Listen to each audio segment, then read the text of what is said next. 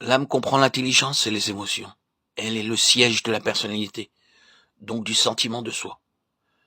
Même quand le chrétien est affranchi des œuvres de la chair énumérées dans Galates 5, 19, 21, son intelligence, ses émotions peuvent recevoir les impulsions de la vie de l'âme animale, au lieu d'être animées par le Saint-Esprit qui habite l'esprit humain régénéré. Nous dirons donc que le chrétien psychique est celui dont l'intelligence, la pensée, les sentiments, les émotions sont animés par la vie du premier Adam, au lieu de l'être par la vie de Christ. Esprit vivifiant qui contrôle, influence l'intelligence et les sentiments de quiconque marche selon l'esprit. 1 Corinthiens 15, 45. Le Saint-Esprit demeurant dans l'esprit peut rendre le croyant capable de crucifier les œuvres du corps, même lorsque son intelligence et ses sentiments sont restés charnels. Pour ce qui est de l'activité intellectuelle, nous avons dans l'épître de Saint Jacques un parallèle qui jette une vive lumière sur l'une et l'autre source animatrice, l'une et l'autre sagesse.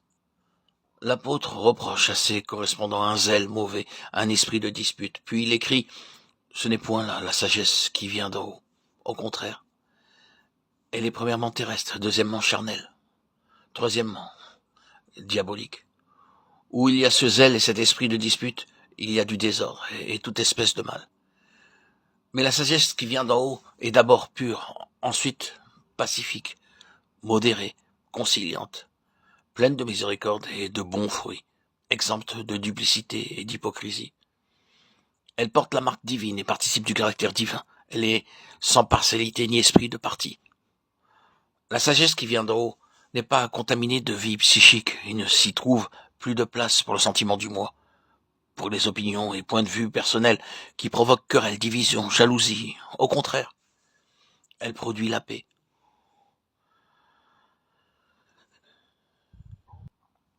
L'Église est déchirée par les divisions et les partis, ce qui manifeste une activité charnelle. Galates 5, 19, 20.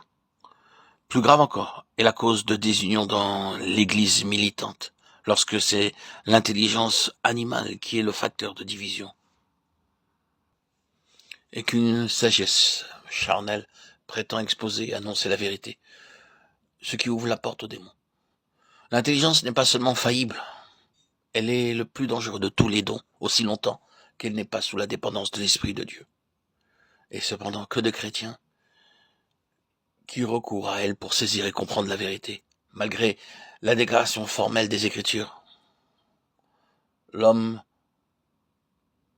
le chrétien, dont l'âme est restée la force animatrice, n'accueille point les choses qui sont de l'esprit, parce qu'elles ne peuvent être discernées que spirituellement.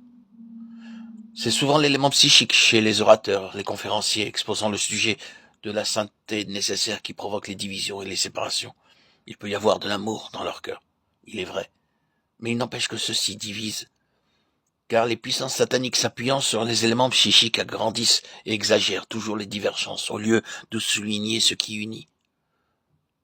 De sorte que des chrétiens, sous couvert de témoignages pour Jésus, combattent pour le triomphe de points de vue particuliers, chose d'importance très secondaire. Ces croyants sincères qui veulent être un moyen de bénédiction pour leur entourage parcourent les terres et les mers pour faire un prosélyte, comme les pharisiens, dont parle le Seigneur Matthieu 23, 15. Mais ils ne s'en rendent pas compte.